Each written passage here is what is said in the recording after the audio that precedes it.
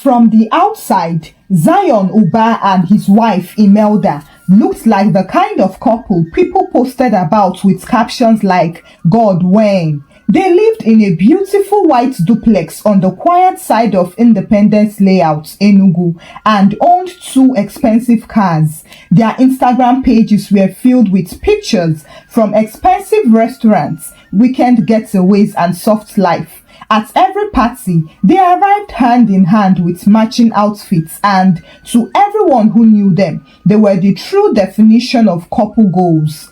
Imelda was a tall, elegant, and effortlessly graceful woman who could walk into a room and people noticed her without trying. And Zion, well, Zion had the kind of charm that turned heads too. He was handsome, broad-shouldered, with that mischievous smile that made women blush and made men call him Chairman. He had a way of laughing loudly, gesticulating dramatically, and speaking with such confidence that people believed anything he said, whether it made sense or not. Their marriage had started beautifully 4 years ago. Their wedding had been one of the most talked about events in the city, where everyone smiled and said, "These two will go far." And at first, they did. Their honeymoon pictures looked like magazine covers. Their friends envied them and their families bragged about them at every gathering. But behind the flawless pictures and coordinated smiles, there were little thorns hidden in the roses. Thorns Imelda noticed but chose to ignore, at least at first. It began with the usual late-night phone calls where Zion would step out of the room to take business calls, weekend meetings that somehow lasted from morning till evening, a sudden obsession with his appearance, and that suspicious habit of checking his phone as if it contained state secrets. Imelda noticed these changes, but she said nothing. One evening, as they sat on the balcony sipping wine, she decided to tease him just to see his reaction. "Z, who keeps calling you at midnight these days? Is there a business deal more important than sleep?" Zion laughed and leaned back on his chair. "Sweetheart, you know how it is now. Money doesn't sleep. Deals don't wait." Imelda tilted her head slightly. She was smiling, but it didn't mean she was convinced. So money doesn't sleep, but it seems money also likes texting you "good night baby" at 2 a.m. Interesting. Zion almost choked on his wine. He coughed, cleared his throat, and quickly adjusted his shirt. "You and your detective skills again." "It's nothing in me, just business, I promise." Imelda smiled but didn't respond. She had learned something very important about her husband over the years. If you pressed too hard, Zion would build walls, but if you stayed calm, silent, and watchful, eventually he would reveal himself. She remained silent for a long time. Then she said, "Z, you know I love you, right?" Zion smiled. "Of course." Imelda nodded. "Then please, don't ruin this. Don't make me fight for you. I don't have strength." Zion held her hand and kissed her knuckles like he used to when they were still dating. "Baby, there is nothing to fight for. You are my one and only, always." He said it so sincerely that anyone would have believed him. Well, anyone except Imelda. That night, as Zion slept soundly beside her, his phone vibrated twice. Imelda didn't touch it. She didn't need to. She already knew what it meant. Now, if there was one thing Zion Uba loved more than cold champagne, it was attention, and Chisom knew exactly how to give it. They met at a friend's birthday party in Independence Layout. Imelda, who ran an interior decoration business, was out of town that weekend for a client's interior project. So, Zion came alone. Chisom spotted him from across the room and decided immediately that she was going to get his attention. She was tall, curvy, and knew that she could get whatever she wanted if she played the right cards. So, she stood up and went to sit with him. When Chisom finally introduced herself, Zion felt the shift instantly. She smiled. "I have heard about you. I must say, you are even finer in person." Zion adjusted his designer wristwatch and grinned. "Be careful, beautiful stranger. Words like that can start trouble. Chisom laughed and sipped her wine slowly before whispering, sometimes trouble is exactly what we need. And just like that, trouble officially entered the chat. Within 2 weeks, Chisom became Zion's daily distraction. At first, it was harmless lunch meetings. Then it graduated into quick drink after gym, and soon it landed at late night calls that stretched into the early hours. She had a way of making him feel powerful, respected, and admired, the exact opposite of how he felt he had been living under Imelda's shadow. Chisom flattered him at every turn. Z baby, you are such a visionary. I don't know how your wife keeps up with such a brilliant man. Honestly, you deserve a throne, not just a house. And Zion soaked it all in like a thirsty plant. He started dressing better, buying new perfumes, and even downloading workout apps to tone his arms. His confidence inflated so much that one night, he stood in front of the mirror and hyped himself. Chairman, big man, Odogu Parara. However, Chisom was playing a very different game. While Zion saw romance and respect, she saw opportunity. She saw the expensive cars, the big house, and the expensive lifestyle. So, she assumed if she had a strong grip on Zion, she would get it all. As for Imelda, she wasn't blind. She had known Zion long enough to read him without words. Suddenly, his phone were always face down. His business meetings multiplied overnight. He even started humming in the bathroom, buying new sneakers and taking longer showers than usual. One evening, as they sat in the living room watching TV, she leaned against the couch, fixed her eyes on him and said, new perfume, new shirts, new sneakers, Zion Uba. Are you attending a secret fashion show I wasn't invited to? Zion was startled but forced himself to laugh. Baby, please, can't I upgrade my look a little? Is self-care now a crime? Imelda smiled and shook her head. Oh, self-care is fine, no, but when self-care starts picking late night calls in the bathroom, it looks more like team care. Zion almost spilled his drink. Amy, you really need to stop watching those social media videos that teach women to suspect everything. You are starting to sound like FBI. Unfortunately, while Imelda chose to remain silent, Chisom was thriving. Zion was spoiling her like a man competing for boyfriend of the year. He would sponsor her weekend trips to Owerri, take her to lunch at expensive restaurants, and he even got her a new iPhone she casually mentioned wanting. As per Odogu Parara, he had it delivered to her the very next day, and Chisom would brag to her friends constantly, my Zion is different. He's not like these broke boys running around begging for recharge cards. My Z takes care of me. I am entering soft life. Her friends nodded in admiration, but one of them raised a brow and warned her, Chisom, be careful. You don't know his wife. She might be quiet, but those ones can shock you. Chisom rolled her eyes and waved her hand dismissively. Please leave that one. She can't do anything. Zion loves me, and in fact, I know what to do. If Chisom Kalu had one weakness, it was greed. She had tested the soft life and wanted the entire buffet.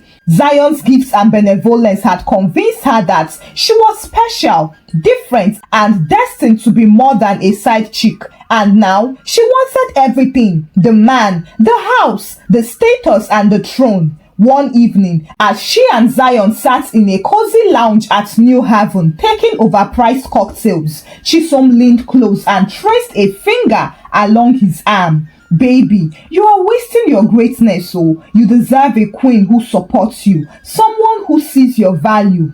Zion, who had already taken 3 glasses, puffed his chest slightly and felt 10 feet taller. Chi baby, you understand me. That's why I love you. Chisom tilted her head and lowered her voice. Then, why are you still with her? Zion froze and blinked like a man who just saw a ghost. With who? Chisom shrugged. Imelda, your wife. Leave her. Divorce her. You don't need her.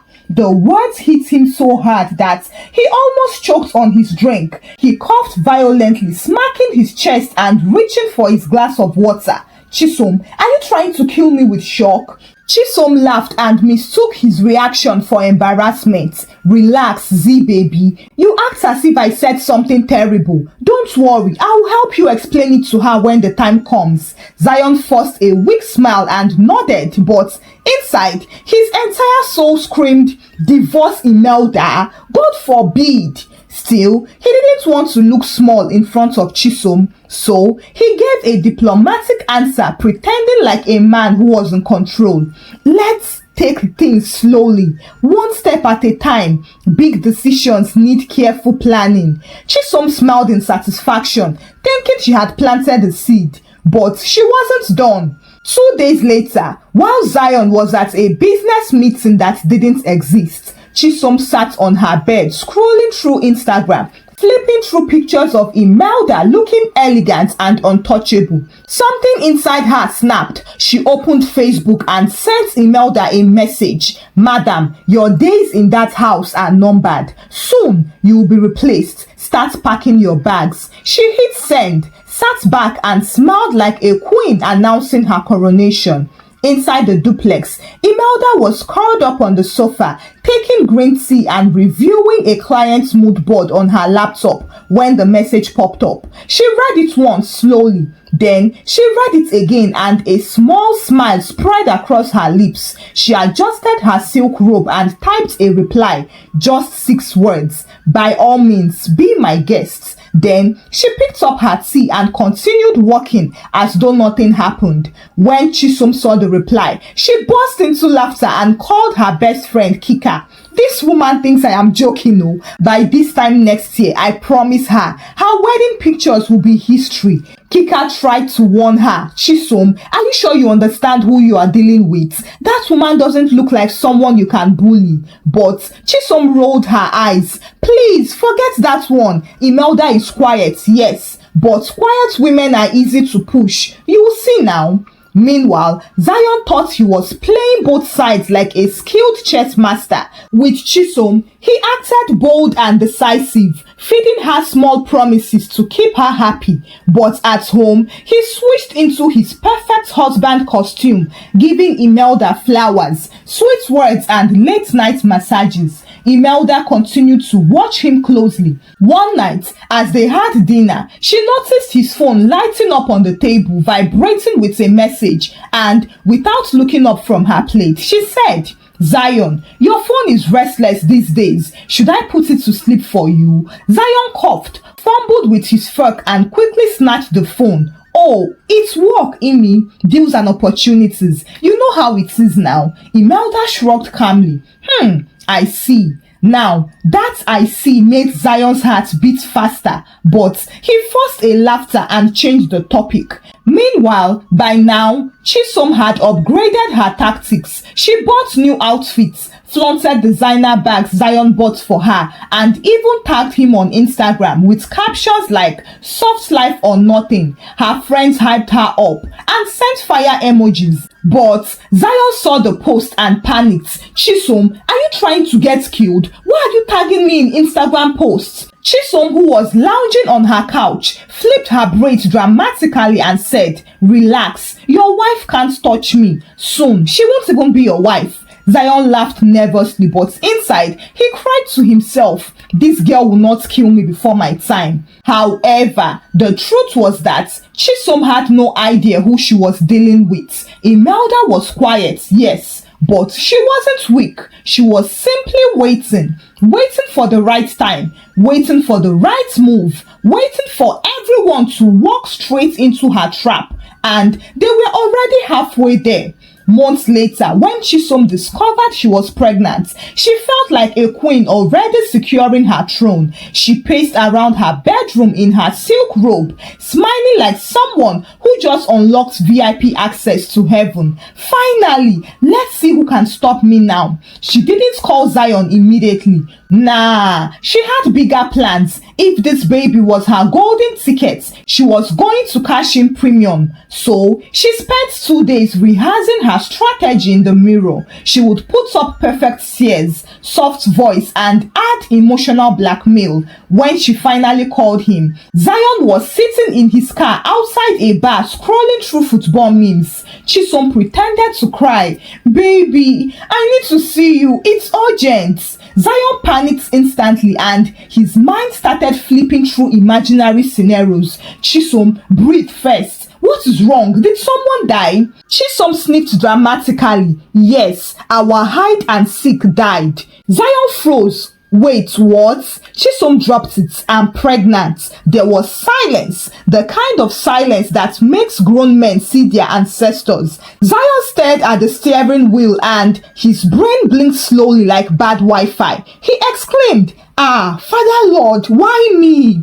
But Chisom mistook his shock for excitement and she quickly continued, "Baby, don't worry. We'll figure it out together. In fact, I've been thinking maybe it's time to move in, you know. We need to make this family thing official." Zion sat up straight and started coughing like someone who inhaled ground pepper. Move in where?" Chisom replied confidently, "Your house, of course now. Our house. You, me and the baby." Zion blinked hard. "Chisom, are you okay?" Chisom replied, "I am more than okay, baby. I am your future." And then 3 days later, on a bright Saturday morning, Zion woke up to the loud, angry honk of a boat driver in his compound. He looked out of the window and nearly fainted. Chisom stood at the gate, wearing oversized sunglasses, red lipstick, and holding 3 big travel bags. Behind her, the driver struggled with 2 more suitcases.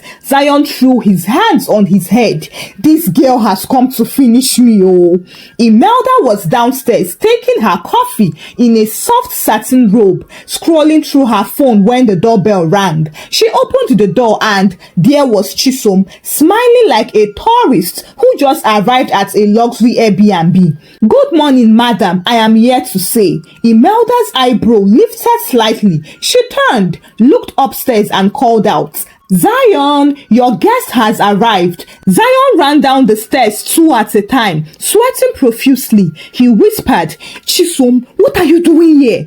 Chisom answered proudly, "Baby, I told you I'm moving in. It is better for the baby and for us." Imelda continued taking her coffee unbothered, as if she was watching a Nollywood audition in her living room. Then she declared, "This is fascinating, Zion. Would you like to explain why a pregnant woman with 5 suitcases is in our house calling you baby?"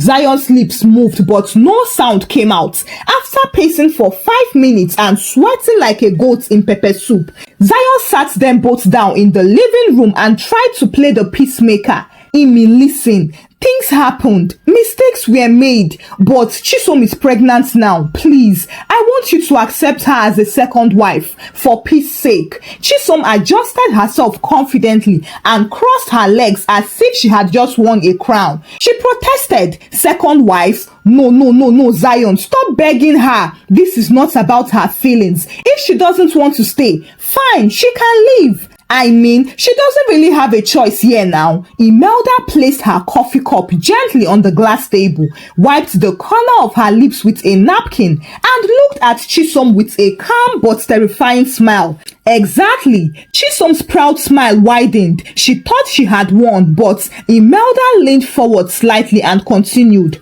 "I'll leave, but before I go, let me school you to help you understand the house you are walking into." She stood up, walked to the massive bookshelf at the corner and pulled out a brown folder filled with documents. She placed it on the table and flipped through pages without looking up. "This house, paid by me. The cars outside, mine. The business paying for the electricity keeping your wig dry right now, mine. And the man you are so eager to have." She turned and pointed at Zion, who sat frozen like a carved statue. "He is jobless, lazy and unmotivated. I have been funding his entire existence for years. Without me, Zion Uba cannot even buy lollipop on his own." The silence that followed was loud enough to hear a fly land on the glass table. Chisom blinked rapidly and her confident smile melted into confusion. She turned slowly to Zion, waiting for him to deny, to shout and to defend his honor. But Zion stared at the floor, clapping his hands tightly together like a man whose wife just delivered unexpected triplets. He said nothing. Imelda smiled. You wanted my place. Congratulations, you can have it. But you see, when I walk out of that door, I take everything with me. Chisom opened her mouth to respond, but no words came out. At that moment, she felt like a woman who had boarded the wrong bus and the driver just announced there was no refund. Imelda stood tall, straightened her robe and walked upstairs without another word. For 2 full minutes, there was silence. Zion sat on the couch, staring at the blank TV screen, while Chisom sat opposite him, still trying to process what she had just heard. Finally, she broke the silence. Baby, please tell me she was lying. Zion rubbed his temples and tried to laugh, but it sounded like the last breath of a dying man. I was going to tell you eventually. Chisom frowned. Tell me what, Zion? He sighed and whispered as if he was telling her a secret. I don't really have money, oh, Imelda. She funded everything. Chisom froze. She blinked 3 times, tilted her head slightly and laughed hysterically. I'm sorry, I didn't hear you well. Did you just say Imelda, your wife, was funding your life? The trips, the gifts, the house, everything? Zion nodded shyly. Chisom screamed, oh my God. She held her head like someone solving further mathematics under pressure. Wait, oh, so I fought a woman. I insulted her. I sent her messages threatening to replace her. And now, the man I risked everything for is jobless. Hey God. Zion looked up offended and still holding on to his ego like life support. Calm down now. I am not jobless, Chisom. I'm only between opportunities. Chisom stopped pacing and glared at him. Look at you. Do you even have transport fare for those opportunities? That afternoon, Imelda took a long shower, dressed up in a white silk blouse and blue jeans, applied her nude lipstick and packed her essentials into 2 suitcases. By 3 p.m., she walked down the staircase like a runway queen. Zion and Chisom were in the living room, sitting awkwardly far apart, pretending to scroll through their phones, but actually, they were stealing glances at each other. Imelda stopped halfway and spoke in that dangerous tone. Congratulations, little girl. You can have the throne. Only that everything that makes it shine lives with me. Then she opened the door, stepped into her driver's waiting car and was gone. The first week after Imelda's exit, Chisom tried to convince herself that everything would be fine. We will survive, she would tell herself every morning as she arranged her expensive wigs on the dresser. But reality came knocking loudly and without shame. The first shock came from the bank. Zion tried to withdraw 200,000 naira to take Chisom out for stress relief. But the ATM rejected the transaction. He tried again and got the same results. He called the bank manager angrily. What do you mean this account is restricted? The manager replied, Sir, the business account is in Mrs. Imelda Uba's name. The signatures have been revoked. Zion's voice cracked. You mean I don't have access to my own money? The manager sighed. With all due respect, sir, it was never your money. And with that, the line went dead. By the end of the month, the kitchen pantry looked as if it had been robbed. There was no wine, no groceries, not even biscuits. Chisom opened the fridge one morning and found 1 lonely bottle of water, 2 slices of stale bread, and leftover jollof rice Zion had reheated twice already. She muttered, this is not my portion. But baby girl, it was. The baby girl lifestyle she bragged about online had turned into budget management classes she didn't sign up for. She was standing barefoot in an oversized t-shirt, calculating how to stretch 1 tin of milk for 3 days. Chai! Reality had really humbled her faster than fuel price increases. One evening, she confronted Zion. Z, I need 50,000 naira for antenatal and supplements. Zion leaned back on the couch and crossed his arms like a man defending his final pride. Chisom, let's be realistic now. The economy is hard. See if you can manage 5,000 naira for now. God will provide. Chisom stared at him with opened jaws. 5,000 naira for me and the baby? Zion nodded. Yes now, the baby is still small. He doesn't even eat much yet. As if being broke was not enough, Zion discovered new levels of shamelessness. He turned into a professional beggar. One afternoon, Zion barged into the bedroom where Chisom sat on the bed scrolling through baby names on her phone. Baby, quick one. Do you have 2,000 naira? The boys want me to join them at the viewing center. Today's match is very important. Chisom slowly turned her head and blinked like an owl. You want to go watch football? With what stomach? Zion, there is no single grain of rice in this house. Zion waved his hand dismissively.